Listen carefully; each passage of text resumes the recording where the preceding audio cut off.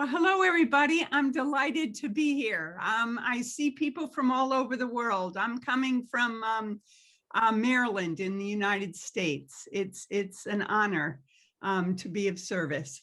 So it's often said that we in DA, and I took notes because I get nervous and then I forget myself because I do a brain freeze. So we're going to move through that by me looking at my notes. It's often said that we don't come to DA on a winning streak.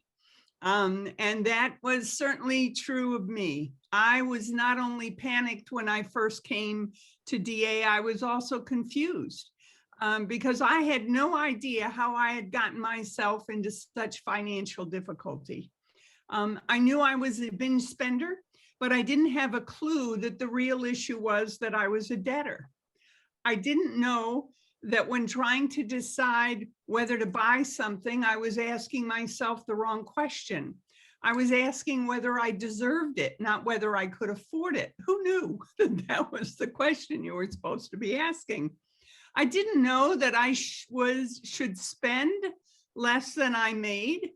And I thought I was doing okay because I could sustain myself by my income and my credit cards. I didn't realize I was debting. It just was the way I was. On the other hand, when those credit cards came in, I would have a lot of shame around that credit card.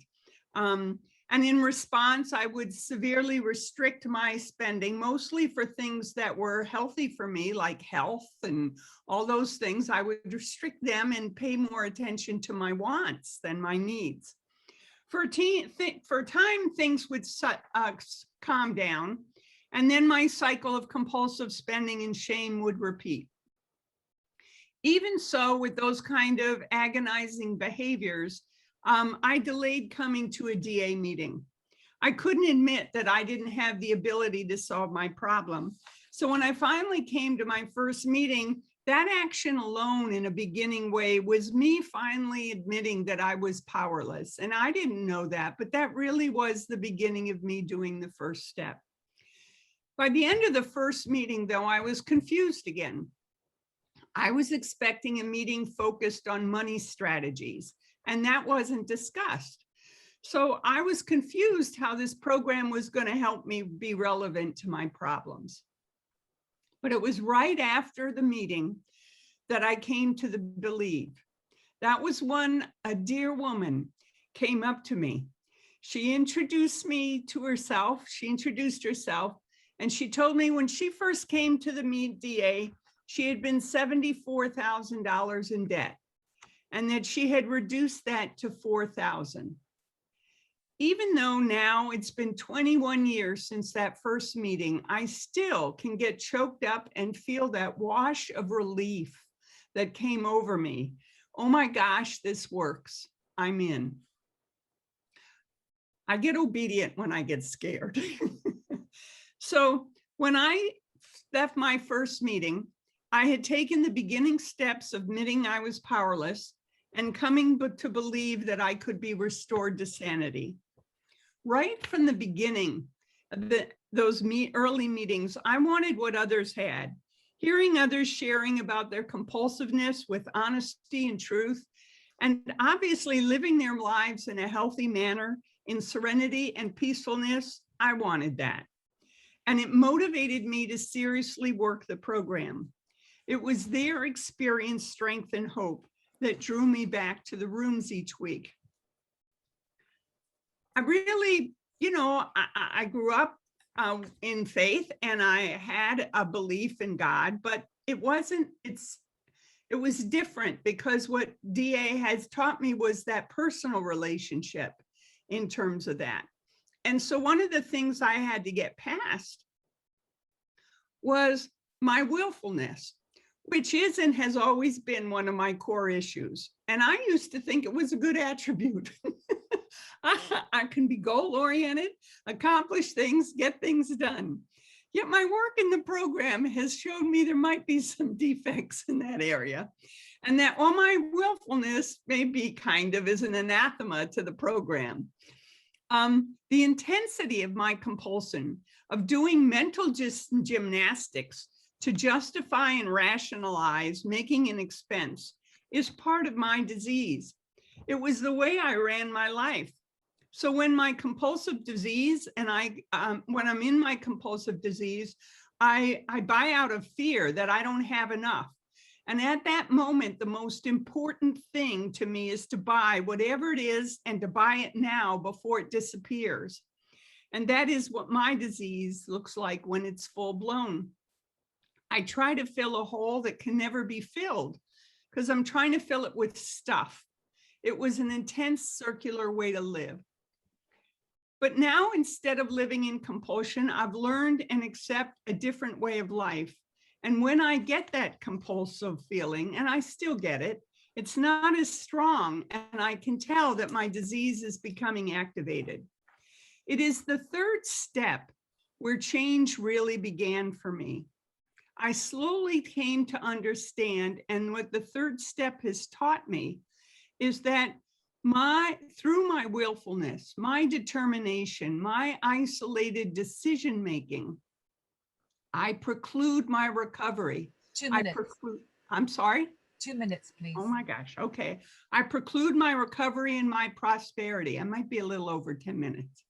The third step isn't to make the decision to turn my will and my life over to God as I understand God. The third step is the decision to turn my will and my life over to the care of God. That's a whole different feeling for me. And as we stay in the program, the first 3 steps are I can't, he can, let him. The third step teaches me to get out of the way and lean on the we part of the program. So when the compulsive behavior kicks in, I think of the third step and am comforted and feel blessed that I am in the care of God.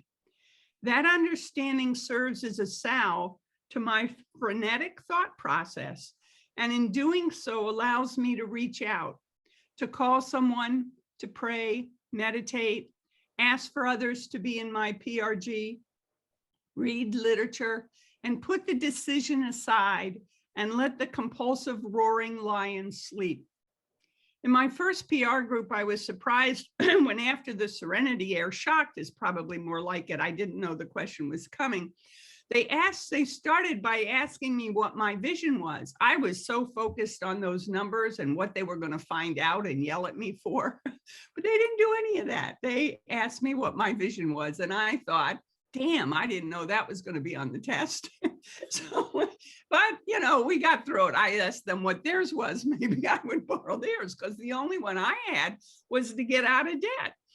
But what I found was in identifying and focusing on a vision, that also helps me reduce compulsions because I have something more important that I'm going towards.